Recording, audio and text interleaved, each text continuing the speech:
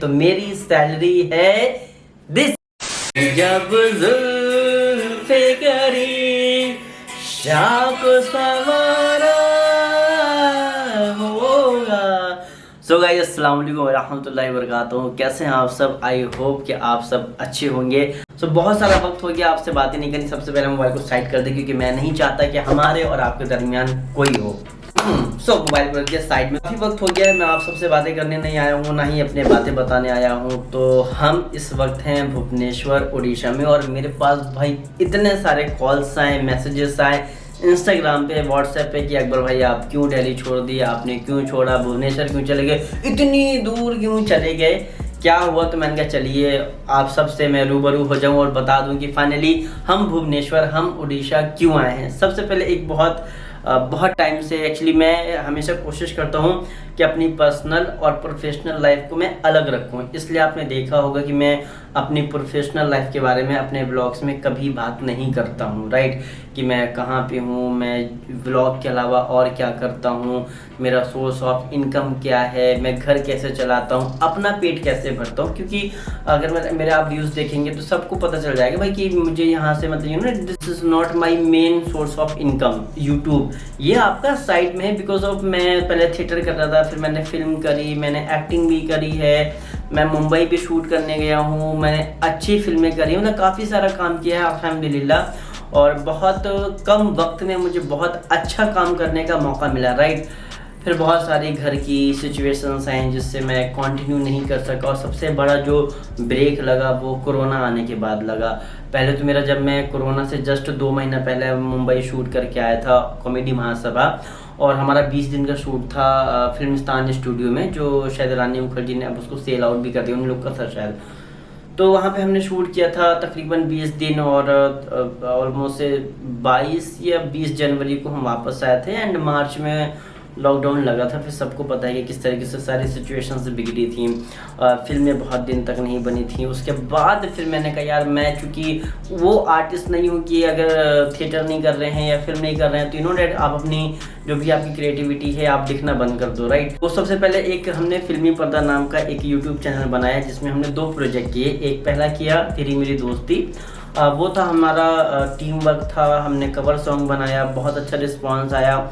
उसके बाद फिर हमने बनाई फरेब शॉर्ट फिल्म, तो उसमें बहुत सबने मदद करी, मदद इट मीन्स कि सबने बहुत अच्छा योगदान दिया उसमें एंड वो भी अच्छी रही, 10-12 मिनट की थी आई गेस, एंड उसमें भी अच्छा रिस्पांस आया। फिर क्या हुई कि जो हमारी टीम थी वो टीम सब कहीं ना कहीं बिजी हो गई बिकॉज लॉकडाउन जो था वो पूरी तरीके से खुल चुका था, सारी चीज़ें चलने लगी थी, सबकी जॉब, सबके काम धंधे स्टार्ट हो गए थे, तो फिर उतना टाइम कोई दे नहीं पा रहा था। और मैं ये नहीं चाह रहा था कि मेरा काम ये डेट कि मैं कुछ क्रिएटिविटी ना करूँ। मुझे मज़ा आता है यार व्लॉग करने में हो या एक्ट करने में हो। तो मैंने क्या किया, फिर मैंने अपना व्लॉगिंग, ये मेरा बहुत पुराना चैनल था तो इसी मैंने व्लॉग डालना शुरू कर दिए। खैर लोगों ने पसंद किया, लोगों ने अप्रिशिएट किया। और मैं पहले लखनऊ में था, फिर दिल्ली आया तो सेम क्वेश्चन, तो मैंने बताया था कि मैं भाई क्यों आया हूँ, तो फिर मैं यहाँ आया तो यहाँ का सेम क्वेश्चन।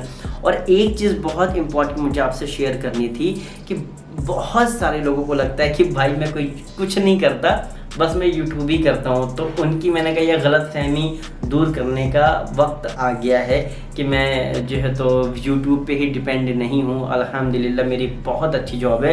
तो फाइनली दिल्ली में हम थे तो मेरी कंपनी थी क्विंटेरो सॉल्यूशन, हम वहाँ पे काम कर रहे थे। फिर वही है कि आप तकरीबन मैंने 2.5 साल वहाँ काम किया दिल्ली में, और सबको चाहिए होता है कि भाई आप थोड़ा सा डेट की स्विच करो तो थोड़ा आपका पैकेज भी इंक्रीज़ होगा और उसके साथ में आपको नई चीज़ें सीखने को मिलेंगी। तो उसके बाद फिर मैंने स्विच किया, फिर मैंने मतलब बहुत ही, क्योंकि आप जब एक बहुत बड़ी कंपनी में जाते हो तो उसमें फिर प्रोसेस भी बहुत लंबा होता है। तो मेरा इंटरव्यू के बाद मेरी ज्वाइनिंग में तकरीबन 1 महीने से ऊपर का वक्त लग गया था, राइट। हाँ, 1-1.5 महीना लगा मेरा ज्वाइनिंग से और इंटरव्यू की जो बीच का दरमियान था। तो उसी दरमियान मैं कश्मीर भी चला गया, मोधा भी चला गया, लखनऊ भी चला गया, क्योंकि यार तो मैंने कहा यार अच्छे से घूम लेते हैं, क्योंकि अगर जॉब में चले गए तो फिर फंस गए, फिर इतना फ्री टाइम मिलेगा नहीं। तो मैंने खूब दबा के घूमा। तो अल्हम्दुलिल्लाह हम जब दिल्ली में थे तब भी मैं जॉब कर रहा था एक आईटी कंपनी में, क्विंटेरो सॉल्यूशन में। उसके बाद फिर मैंने स्विच किया और अभी मेरी जो करंट कंपनी अल्हम्दुलिल्लाह बहुत अच्छी कंपनी है, सीडेक नेम है कंपनी का, IT से है, वो जानते होंगे, उनको बहुत ज़्यादा डिस्क्राइब करने की ज़रूरत नहीं है। तो बहुत अच्छी कंपनी है, सेंट्रल मिनिस्ट्री का पार्ट है सीडेक। तो इसके ऑल ओवर इंडिया इसके ऑफिसेस हैं, इसके सेंटर्स हैं। बट जो मुझे प्रोजेक्ट मिला है, जो मुझे प्रोजेक्ट असाइन हुआ है, वो भुवनेश्वर में चलता है, यानी कि उड़ीसा में चलता है, पूरे उड़ीसा में चलता है। तो इसलिए मैं इस प्रोजेक्ट में हूँ, तो मुझे यहाँ शिफ्ट होना पड़ा है। सच कहूँ, मुझे जब से मैं आया हूँ शुरुआत में तो मुझे उतना अच्छा नहीं लगा, बट अब मुझे इतना अच्छा लग रहा है। एकदम फ्रेश एयर है, मौसम तुरंत बदल जाता है, कोई पॉल्यूशन नहीं है, रोड एकदम क्लीन है। और दिल्ली में तो भाई गैस चैम्बर है, मतलब अगर मेरे पास चॉइस हो कि दिल्ली या भुवनेश्वर, तो मैं तो अभी भुवनेश्वर को ही चुनने वाला हूँ। बिकॉज ऑफ यहाँ यार सबसे पहली बात आपको फ्रेश एयर मिल रही है। और दिल्ली में भाई मैं खुद निकलता था तो मास्क लगा के, रुमाल लगा के, क्योंकि इतनी डस्ट अंदर जा रही थी, राइट। तो मैं इसलिए यहाँ पे हूँ। तो मुझे भुवनेश्वर तो बहुत अच्छा लग रहा है यार। तो जाए फिर हम पुरी जाएंगे, बीचेस जाएंगे और भुवनेश्वर को बहुत अच्छी तरह से एक्सप्लोर करेंगे। इसलिए जो पिछले ब्लॉग्स आए हैं वो प्रॉपर वे में आपको नहीं मिले, क्योंकि मैं शिफ्टिंग कर रहा था। फिर हम यहाँ शिफ्ट हुए, फिर मुझे तकरीबन 10-15 दिन लग गए मुझे अपने लिए एक सेपरेट घर ढूंढने में, क्योंकि यहाँ पे बहुत मुश्किल हो जाती है घर ढूंढना। क्योंकि एक तो यहाँ पे लैंग्वेज बैरियर है, आपको यहाँ की लैंग्वेज नहीं आती। आप जिसको भी कॉल कर रहे हो तो मतलब अब वो लैंग्वेज नहीं समझ में आती, तो उसको समझाना, वो अगर जान जाते हैं कि नॉन उड़िया है, इट मीन्स कि ये हिंदी है, तो कम वाली चीज़ आपको ज़्यादा में बताएंगे। और यही चीज़ रैपिडो में भी यहाँ पे होती है। अगर वो जान गए कि भाई ये नॉन उड़िया है, हिंदी है या ये बाहर का है, तो भाई अगर 10 रुपये बोला, लाइक 50 रुपये होंगे, तो कहेंगे 60 रुपये दे दो। तो ये चीज़ें फेस करिए, अब धीरे धीरे सेटल हो रहे हैं। तो अभी अल्हम्दुलिल्लाह फिर रूम ढूंढा, फिर शिफ्ट हुए।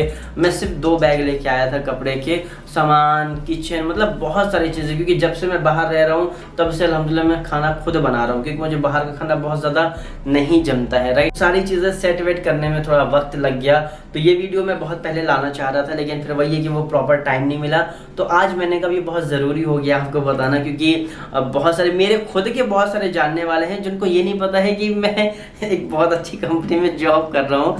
एंड उनको लग रहा है कि सिर्फ बस कैमरा लिए घूमते रहता हूँ, तो ऐसा नहीं है। ये जितना भी मेरा सोशल मीडिया है, यूट्यूब है, इंस्टाग्राम है, this is my secondary part, this is my, ये मेरी साइड। जैसे लोगों को टाइम मिलता है तो लोग गेम खेलते हैं, मैच खेलते हैं, घूमने जाते हैं। मुझे जो वक्त मिलता है, क्योंकि मुझे ये करने में मज़ा आता है, इसलिए मैं अपना सोशल मीडिया देखता हूँ, अपना कंटेंट क्रिएट करता हूँ, कभी एक्ट क्रिएट करता हूँ, तो इसलिए मैं इसमें हूँ। बट मेरी अल्हम्दुलिल्लाह एक बहुत अच्छी जॉब है। एंड अब बहुत सारे लोग पूछते हैं कि भाई सैलरी कितनी है। एक तो देखिए 2 चीज़ें तो पूछनी चाहिए, एक तो लड़कियों से उनकी एज और लड़कों से उनकी सैलरी।